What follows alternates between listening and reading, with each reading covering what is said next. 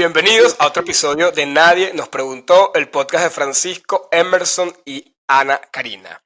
Tres amigos sociólogos venezolanos regados por el mundo que el día de hoy les van a presentar un episodio de una teoría que nos gustó un montón en la carrera y a pesar de que viene eh, o nace para dar explicación un poco a los fenómenos y al desarrollo de toda la movida científica dura, le hace ciencias, explíquese ciencias naturales y tal, se puede hacer un paralelismo interesante con diversos fenómenos sociales y que pueden dar, digamos, una propuesta de explicación ante diversos fenómenos que están ocurriendo hoy día en nuestra sociedad, diversas irrupciones en nuevos liderazgos que salen de la, bueno, no de la nada, pero que salen y representan a un montón de personas que estaban como a la expectativa de que algo así ocurriera y que terminan como por propuesta básicamente demoler todo lo que hay, ¿no? Un poco también incluso ligado o mezclado a lo que usualmente ocurre con el discurso populista. Y hablamos de un texto que escribió Thomas Kuhn acerca de las revoluciones científicas, el paradigma emergente, donde él habla cómo estos paradigmas emergentes ponen un poco en entredicho y ponen a tambalear al paradigma establecido, al paradigma dominante, cuando este paradigma no tiene la capacidad de dar como esas respuestas necesarias que tienen que ocurrir a diario en cualquier sistema, tanto científico, social, político, económico, lo que sea, para que se pueda mantener. Cuando ese tipo de crisis existen, que en términos de ciencias sociales podemos llamarlos impases políticos, tal vez, si lo queremos explicar un poco desde ese punto de vista, un poco como que se generan todas estas condiciones para que un nuevo paradigma usualmente salga. Y también a mí lo que me parece súper interesante de este texto es que en discusiones que nosotros tuvimos en clases se ponían a veces muchos ejemplos de que usualmente cuando un paradigma deja de dar esas respuestas que en el caso, obviamente, de la sociedad, en el caso ya más político, económico, social y tal, están esperando, a veces los paradigmas que vienen como a suplantar al paradigma dominante son diametralmente lo opuesto a lo establecido. O sea, se puede dar esa posibilidad. Y eso me parece bastante interesante para explicar desde ese punto de vista un poco lo que ha venido ocurriendo muchísimo más durante los últimos años con todo el tema de estos movimientos políticos un poco más radicales que pretenden arrasar las institucionalidades establecidas e imponer nuevas lógicas de interacción y dominación. Esa fue mi Sí, o sea, breve no, introducción. no, mira, bueno, sí, en efecto, como Emerson dijo, a ver, es un texto bastante complejo, un texto que, por ejemplo, lo estamos exponiendo en este capítulo porque nos marcó en sociología, porque es la estructura de las revoluciones científicas de Thomas Kuhn, que es un físico estadounidense, que primero hizo su carrera de física y tal, pero luego empezó como a intentar, eh, bueno, a entender cuál ha sido la historia de la ciencia y cómo se han comportado la comunidad científica de, o sea, más allá de la linealidad de la ciencia y cómo se han comportado los diferentes grupos.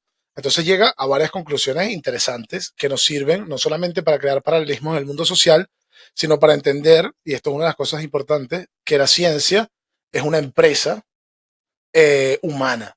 Independientemente que si la ciencia es objetiva o objetivista y que está basada en ciertas cosas, en lógicas racionales, la ciencia sí se comporta de forma humana y ha tenido adeptos y no adeptos en ciertos momentos de su parecer. Entonces, el primer concepto interesante que desarrolló Thomas Kuhn es el concepto de paradigma, que es lo que estuvo diciendo Emerson anteriormente, que para la gente que no está familiarizada con este concepto, siempre nos lo explicaban como un tema que es como un paraguas, ¿sabes? Es un momento, una verdad sabida, por decirlo, un consenso intelectual de donde parte la gente para hacer sus investigaciones científicas, que eso ha pasado tanto en las ciencias duras como por ejemplo fue la teoría de la gravedad, hasta que después se rompe con Einstein y estas movidas, hasta como ha pasado a las ciencias sociales.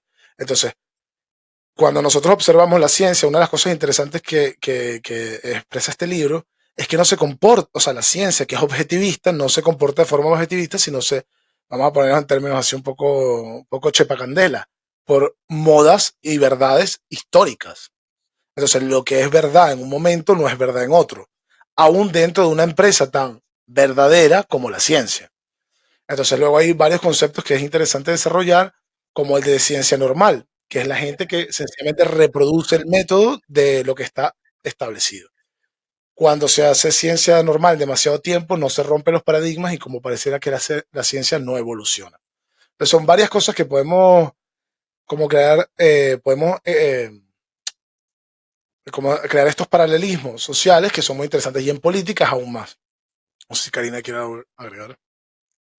Sí, bueno, México, tengo un calor. Yo soy team calor, pero ya el calor está fuertiño. En Caloret. Un caloret. Eh, Efecto retardado. ya.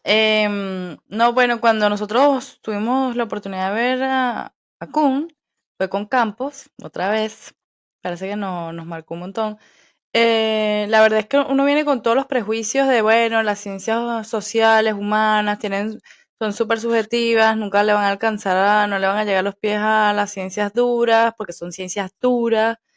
Y la verdad que cuando nos dieron esta clase y como lo que dice Fran, pues nos dimos cuenta que es una empresa humana, toda la ciencia, la metodología, las formas o sea, todo es una cosa, o sea, en algún momento la teología explicaba el mundo, en algún momento la religión explicaba el mundo y en este momento la ciencia explica el mundo, pero aunque ya me separo. Pero aunque la ciencia con sus métodos y tal puede explicar el mundo y con su pretensión de objetividad, aún así es algo que puede cambiar, que puede explicar un momento, pero deja de explicar otro. Y pues fue muy importante para nosotros porque, claro, en algún momento como que te empiezas a decir, ah, bueno, yo también soy cientista, ¿sabes? Yo también soy cientista social, estoy dentro de un paradigma y tal, pero no es que porque 2 más 2 es 4 siempre hasta que se acabe el mundo, no necesariamente. Y además nos dio argumentos para poder defendernos de las ciencias duras, en ese sentido, pues porque más bien lo que hacían muchas veces, que ellos se jactan de decir, tipo, marico, a mí se me olvidan las palabras, no entiendo. Ese es De decir, bueno, nosotros somos cientistas y tal, y al final lo que hacen es aprenderse la fórmula para ver si el resultado sigue siendo el mismo que ya vieron en la anterior, en el problema resuelto, pero se aprenden la fórmula, pues. Bueno, eso. No, a mí lo del concepto del paradigma, que como Fran también lo profundizaba un poco más, que al final también lo podemos resumir como un sistema de creencias y de suposiciones en un momento que terminan dando paso, ¿no? a un marco teórico, a un marco incluso metodológico con lo que se rigen las sociedades, la comunidad científica, la comunidad social o lo que sea en un momento determinado. Y a mí me parece que lo que Francisco decía, que el tema de que va ligado al tema de lo mache pacandera, al tema de moda o circunstancias que se van dando, lo pudimos incluso ver hasta con el tema de la pandemia del coronavirus, ¿no? Que un poco como que puso patas arriba todo lo que era el tema de científico, el tema social, el tema todo. Y incluso tuvieron que darse concesiones ante la crisis ocasionada con el tema de lo de la vacuna, el tema de los protocolos para poder aprobar vacunas o lo que sea. Se tuvieron que dar un montón de concesiones, se tuvieron que flexibilizar un montón de cuestiones un poco adaptadas a la crisis que estaba ocurriendo, que es como la moda, si lo podemos un poco relacionar con el ejemplo que decía Fran, y que al final tuvo que dar paso, a lo mejor no un replanteamiento completo del sistema científico actual y tal, pero sí un poco tuvo que flexibilizar un montón de cosas para poder dar respuesta en el momento específico. Y yo creo que ese tipo, cuando analizamos todo el comportamiento del tema de los paradigmas y el tema de la necesaria respuesta que los paradigmas tienen que dar a la comunidad a la cual están representando o a la cual están rigiendo, eh, esta parte es importante, ¿no? Que también cuando se dejan de dar esas respuestas, cuando las personas que están esperando que su vida funcione o que el sistema funcione con normalidad, ven como un alto a ello, es donde ocurren las crisis, donde ocurren estos momentos de impasse y donde ocurren las revoluciones. Entonces yo no sé si con el tema de lo de la pandemia de coronavirus hubo una revolución al respecto de ello, porque yo creo que se pudieron dar respuesta a través de algunas flexibilizaciones que ocurrieron, ¿no?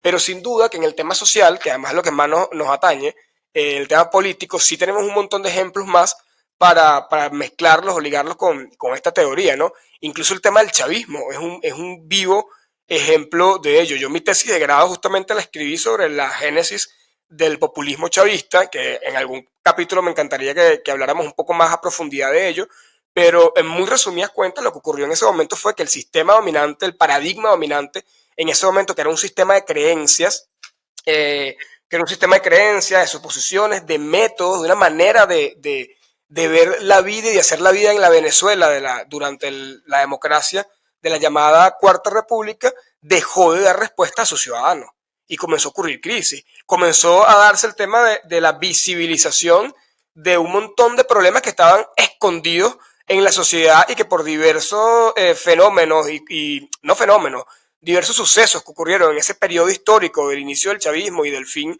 de la Cuarta República terminaron por darle visibilidad a un montón de cosas que estaban escondidas.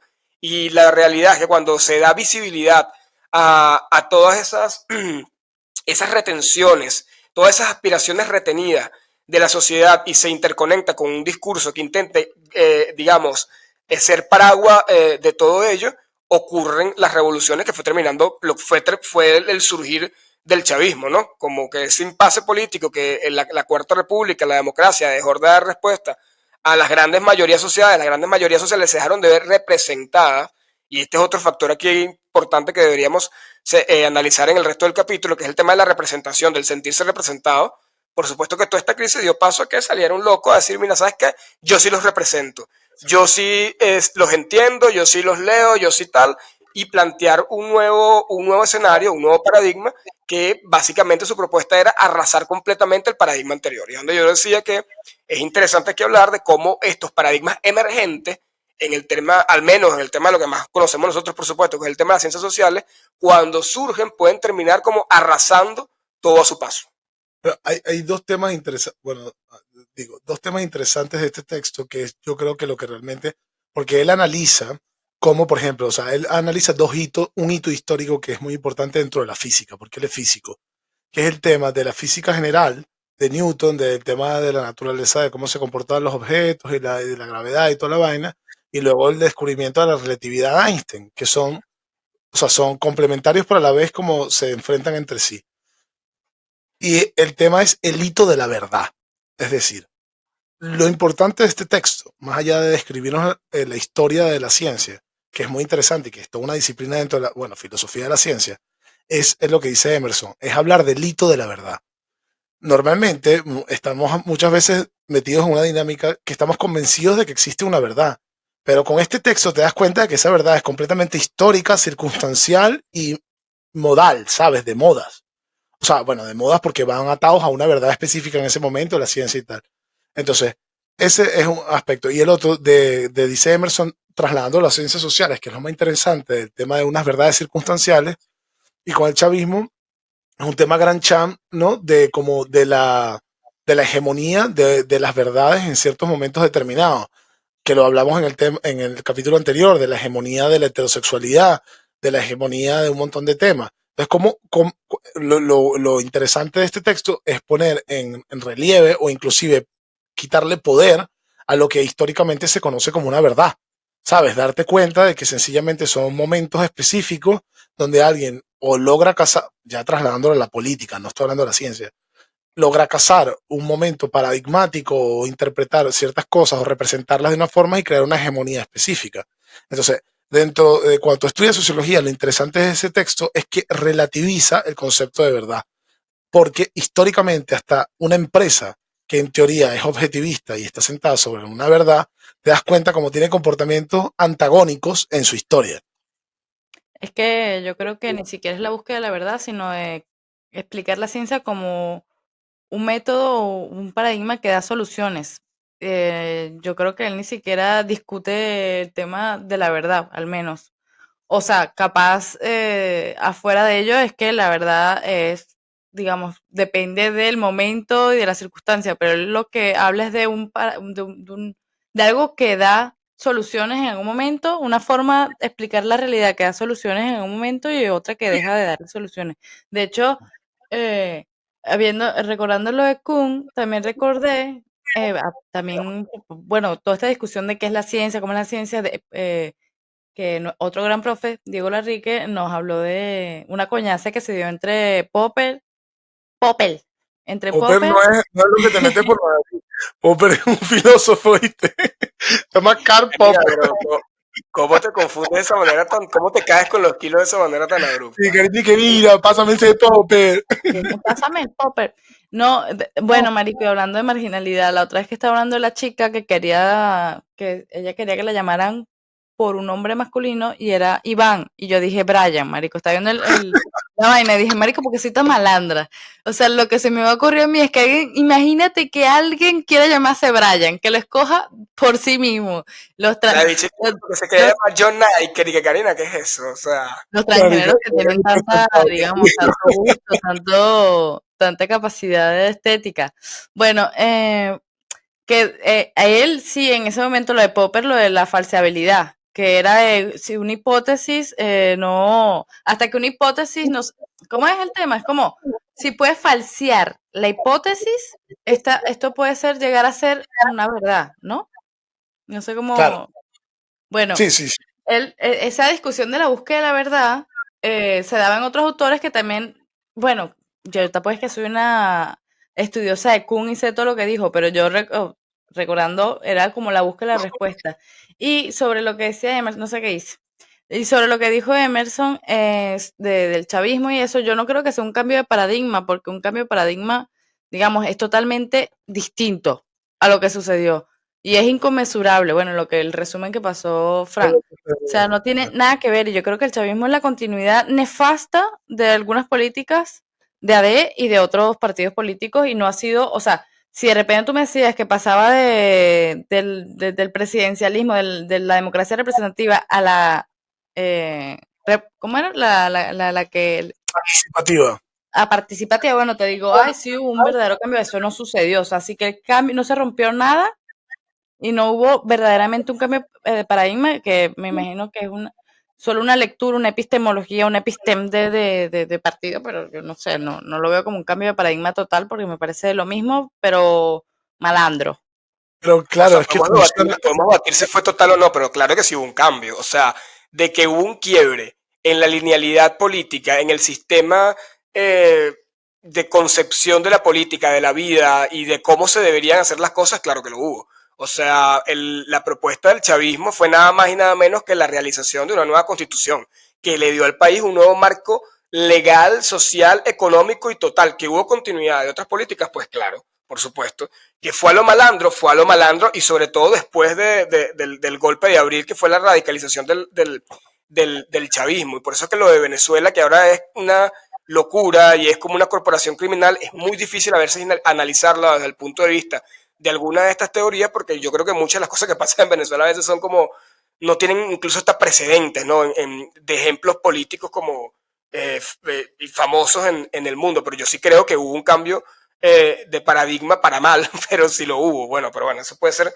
una discusión. Y aquí también era otra de las cosas que yo quería decir, y si es algo un poco más como que actual de lo que está ocurriendo, que a mí también cuando me estaba repasando el tema de Kuhn, y se lo comentaba a Ana, que podía ser también un tópico para el capítulo, es el tema de lo que se está dando ahorita en Venezuela, y puedo poner el ejemplo de María Corina, pero no necesariamente es María Corina, sino Sabía. en general la política venezolana, y es que todo el sistema de referencias para el venezolano está cambiando abruptamente.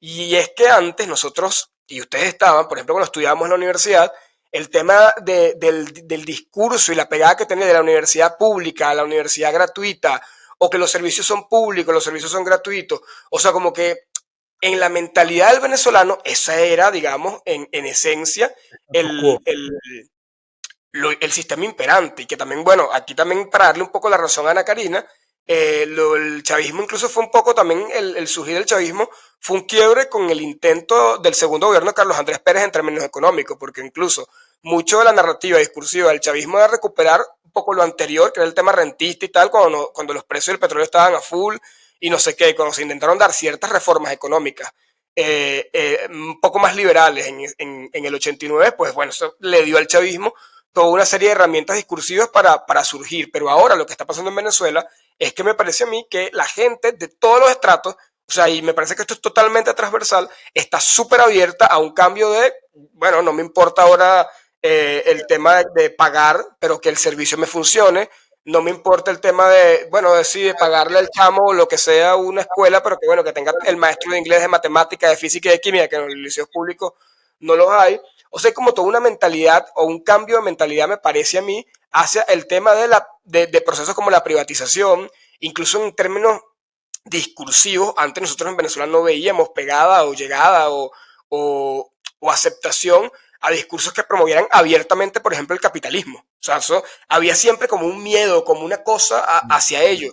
Y hoy día vemos como María Corina Machado, que es un poco a quien puede englobar todo esto que yo acabo de decir, de privatizar, un sistema más liberal de la economía y de la democracia como tal y tal, es la que está liderando las encuestas para la primaria opositora. Entonces yo creo que en toda esta mezcla y locura que ocurre en Venezuela, que es sumamente difícil de explicar, y por eso es que el trabajo de los científicos sociales, de quienes se encargan de estudiar el tema de las sociedades y se ocupen del tema venezolano, es muy difícil porque es muy cambiante y es muy desafiante. Es un escenario actualmente que, wow, que es muy interesante por eso, porque se están dando un montón de fenómenos que están dándole paso a una nueva Venezuela que yo, no, que yo en la época que yo viví allí y lo que yo he estudiado era prácticamente inconcebible que propuestas como esta pudieran estar hoy día siendo las preferidas por el electorado, al menos opositor venezolano. Entonces yo sí creo que, y entendiendo el paradigma como un sistema de referencia, un sistema de metodologías, un sistema que da paso a ese marco teórico en el cual la sociedad funciona, en el cual hace funcionar a una sociedad, sí me parece que en Venezuela en este momento se está dando un cambio de paradigma interesante ante la catástrofe del paradigma gobernante que desde hace rato dejó de dar respuesta a la población. Bueno, pensé que iba a querer hablar Karina. Claro, yo creo que lo que quería decir era que el paradigma es como un cambio del sol a la luna, pero obviamente si lo trasladamos como una verdad o como una narrativa establecida como Foucaultiana del orden del discurso, sí está sucediendo y normal que suceda, porque y a la vez es normal y a la vez me duele un poco porque siendo el chavismo como, es que a mí siendo el chavismo como el peor enemigo de la socialdemocracia, porque es un socialdemócrata fundamentalista que llevó toda la mierda, o sea, estoy completamente de acuerdo en que el venezolano obviamente va a querer hoy en día que le solucionen sus problemas independientemente de a dónde van, de qué ideología se trata, pero a la vez también es como, bueno, nada, es como, me da a veces miedito como una, pero bueno, ¿cómo te va a dar miedo si ya todo es una mierda? Pues bueno, nada, marico, es lo más normal. Una de las cosas que a mí me gusta de este concepto es que nos ayuda, evidentemente, a esto que estamos haciendo, como lo dijimos en su momento con la imaginación sociológica y tal, y es una de las cosas por la cual me gusta hacer este podcast, que es como dar herramientas teóricas como para que la gente pueda analizar circunstancias históricas, políticas, inclusive personales con ciertos conceptos. Y evidentemente, yo creo que, bueno, lo que dices tú, Emerson, de Venezuela, y sobre todo lo que dijiste al final, que es una realidad muy desafiante como para pensarla, pues bueno, vamos a ver a dónde para. Tú vas a votar María Corina, ¿no? No, yo no veo yo no estoy en ese barco, amigo. Pero creo que es la que va a ganar. No, no, yo pregunto. Hoy vieron que Brito fue a preguntar cuál era el estatus de María Corina Machado, que cómo se ¿Cómo? podía No, no lo escribir. vi, no lo vi. Maldito Sí, un Brito, es lo diputado, peor de lo supuesto peor. opositor que viste que fue a la Contraloría a preguntar cuál es el estatus actual de María Corina, que si está inhabilitada o no. O sea, obviamente lo que va a pasar en Venezuela como Lo van a continuidad inhabilitar. del paradigma de hijo de putismo del chavismo es que van a inhabilitarlos a todos, van a encarcelarlos a todos, bla, bla, bla, bla, bla, bla. Pero bueno, Bueno, Ana, no sé, bueno, viendo lo del paradigma como las revoluciones científicas o el cambio de paradigma cuando deja de dar respuesta del antiguo paradigma, y yo creo que en realidad lo que ha dejado de dar respuesta en Venezuela es la democracia para salir del chavismo. O sea, no nos ha dado las soluciones para salir del chavismo. Bueno. Eh, Venga, vaya aceleración. porque es otro que, o sea, que nosotros estamos jugando ajedrez y ellos están jugando dominó.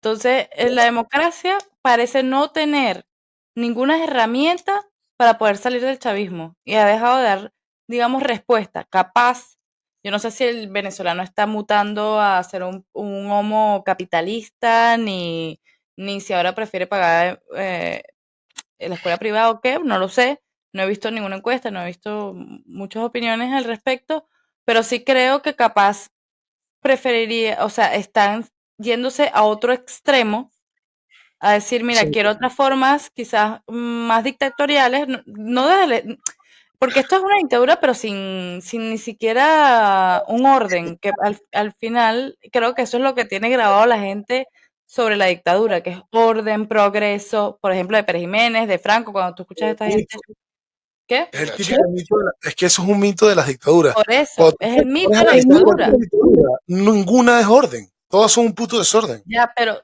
¿de quién escuchas tú hablar mal de la dictadura? O sea, alguien que no haya estudiado ciencias sociales o que quiera recordar el país hacia atrás, ¿quién habla mal de una dictadura? Porque Los la gente a veces, latinoamericanos, porque los latinoamericanos tienen ese problema, que tienen como ese trauma del desorden. Entonces, como en su circunstancia histórica han sufrido el desorden, suponen que la dictadura es orden, cuando nunca lo es. Más bien por eso te lo digo, entonces el discurso de María Corina se acercaría a lo que nosotros entendemos como una dictadura que, porque todavía el venezolano de a pie capaz no puede ni nombrar el chavismo como dictadura porque no sabe qué coño es. O sea, es como un ente maligno, Satanás, pero no es como una dictadura. Entonces, yo creo que capaz se vayan a discursos totalmente opuestos a lo que habla el chavismo por esto de que al parecer las formas de los tibios, de los del centro, ya no están dando resultados y no han podido hacer que salgamos del chavismo. y bueno, yo también creo que un poco parte, con lo que decías, para darte la razón en algo que me parece, que, a ver, me generó esta reflexión, que es que es verdad, obviamente no tenemos datos ni tenemos nada de si el venezolano está cambiando su mente porque ahora de verdad cree en que lo privado es lo que funciona, en que esto es lo que funciona, o sea, no lo sabemos. Pero si nos vamos un poco más a los datos, yo creo que lo que está ocurriendo es que, y también pasa en dos áreas, ¿no? Yo creo que lo del tema, por ejemplo, los servicios, más allá de una creencia, todo es que es una necesidad. O sea, los servicios privados hoy día en Venezuela no es que eran como antes, que era una alternativa, es una necesidad. Si tú no tienes internet privado, no tienes internet. Si tú no tienes seguro clínico, entonces te vas a morir, no te van a operar, te vas a morir en cualquier hospital. Y también pasa un poco también en términos discursivos, ¿no? Que más allá de la alternativa o de la creencia, de un discurso más moderado, lo que sea, es como esa necesidad que siente la gente de que, mira, tenemos que apostar por algo completamente diferente porque nada del resto nos ha dado, digamos, el resultado.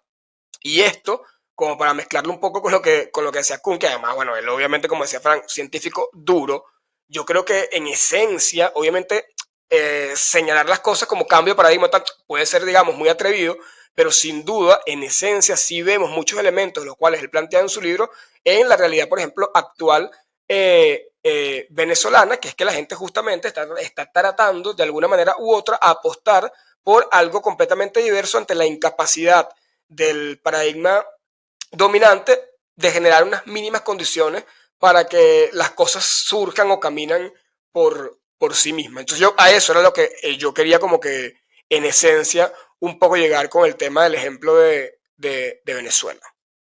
yo te quería decir como para ir cerrando y tal, con el tema de, a mí o sea, como me pongo nostálgico, a mí este texto me impactó, como dije al inicio, por el tema de otra vez vuelvo al relativismo de la verdad. Porque, por ejemplo, a mí me impactó muchísimo, siempre pensando que, y lo dice Kuhn en su texto, que la ciencia se comportaba de forma lineal, de que era una acumulación de movimiento, de conocimientos positivos que se iban acumulando uno detrás del otro, cuando te das cuenta que para nada es así, sino que son como explosiones de verdad y son movimientos paradigmáticos que se van moviendo en diferentes direcciones. Entonces, para mí este texto fue muy importante porque hasta me quitó el tema de la mitología de la ciencia, ¿sabes? Como, porque está científicamente comprobado, una cosa que hablábamos mucho, porque más adelante creo que el próximo capítulo vamos a venir con la escuela de Frankfurt y el tema de la mitología, qué pasa de la mitología de religiosa a la mitología de la razón, como un gran ente opresor de verdad, como que obviamente, bueno, antes era verdad que Dios existía y ahora es verdad que 2 más 2 son 4. Entonces, como este ente de verdad, este texto relativiza eso porque dice, bueno, pues es que no se comporta así. Se comporta que cuando salió la teoría de este hubo enemigos de este lado y cuando salió de este se enemigos del otro lado. Entonces es un texto que a nivel filosófico es brutal y que da paso también a lo que será la ruptura de la modernidad como concepto, de la modernidad como proyecto positivo, de la modernidad como proyecto de organización, donde las sociedades suponían que mediante la razón iban a poder construir una perfección. Entonces es un texto que dibuja de forma histórica que las cosas no necesariamente son. Entonces, es un ladrillo dentro para poder hablar de posverdades, por ejemplo. Yo les iba a decir que estábamos comentando, justo estaba leyendo lo que pasaste y después me puse a pensar, como también estaba leyendo sobre la teoría queer y tal, y, y estaba pensando que incluso el paradigma, ya los cambios de paradigma, así como tú dijiste, bueno, no tiene que ser la totalidad. Yo creo que ya los cambios de paradigma, incluso la definición de Kuhn se ha quedado atrás un poco, porque la verdad se ha flexibilizado tanto, creo yo, que ya pueden convivir diversos paradigmas en un momento histórico. Porque, por ejemplo, ¿hace cuánto estamos hablando de la posmodernidad o están sucediendo cosas que definen la posmodernidad al paralelo con la modernidad? O sea, han convivido dos paradigmas o más. Digo yo, pienso, o sea, lanzándolo, que capaz ya está súper estudiado, yo creo que es una pregunta interesante y tal. Pero bueno, me preguntaba de que cuán, digamos, revolución científica se puede hacer actualmente cuando hay muchas verdades en unísono, en paralelo, que pueden convivir, o hasta cuándo pueden convivir, no lo sé, porque pues, de repente un día explote y ya. Pero bueno, creo que también porque, por ejemplo, la posmodernidad, que sería el paradigma que le está chicaneando a la modernidad, es más que, no es una definición total, sino más bien una negación de algunas cosas. Y bueno, no sé, pues hay que mirarlo por ahí a ver cómo fluirá, no sé. Tienes toda razón. Y bueno, yo para también dar como mi reflexión final con eso que Fran decía de lo que la verdad es un momento específico, que la verdad al final es un momento histórico, que la verdad es un momento circunstancial. Yo veo como, no sé, la década pasada, por ejemplo, fue una década, yo la llamo un poco de oro para las minorías, ¿no? Para muchos movimientos, donde hubo muchos avances en términos de derechos de la comunidad LGBT, derechos o visibilización del tema de las personas afro. Tuvimos un presidente de los Estados Unidos negro y así un largo etcétera. Pero yo creo que esa verdad que fue la que, digamos, marcó el camino político y social de varios años atrás, también generó muchísima inconformidad, ¿no? Generó muchísima molestia por un sector importante que no se veía representado. Entonces, hoy día vemos como junto con esa verdad, ahora tienen con más fuerza aún otra verdad, que es la de los conservadores que niegan justamente todo esto, o como en el caso se me olvidó el país de Bukele, te imaginas, perdón, ¿cómo es que esa verga? Del Salvador. Salvador, de esa verga, imagínate tú ya cancelado, donde la verdad de los derechos humanos prácticamente ya no tiene sentido, ya esa verdad para qué, si están matando a todo el mundo y la gente está feliz aparentemente, si nos vemos en las encuestas, los resultados electorales, con que maten a todo el mundo sin juicios, ejecuciones extrajudiciales, donde todo es un desastre, donde la palabra de derecho humano no existe porque la gente está feliz y con seguridad en la calle, o bueno, también como la Venezuela de hoy día, donde aparentemente el movimiento más pro a la privatización, a discursos que antes no tenían tanto éxito en nuestras sociedades, están como en auge, ¿no? Entonces me gusta ese planteamiento de Ana al final, que yo creo que va ligado justamente con todo este tema de la posmodernidad, del mundo de las múltiples verdades, que hay como toda una serie de pugnas por todos lados. Pero bueno, es un tema súper interesante para debatir y nos encantó que nos hayas acompañado en esta charla que tuvimos sobre este tema. Y nada, como siempre, te invitamos como que a que si tienes algún tiempo léete alguno de estos textos, algunos de los 1000 resúmenes súper buenos que hay también en internet y que también tú mismo como que un poco ubiques esos ejemplos que a ti te han marcado, que al final yo creo que eso fue para lo que nosotros hicimos este podcast, que es para generar al final ese debate. Gracias por escucharnos y nos vemos la próxima semana en otro episodio de Nadie nos preguntó. Los quiero mucho.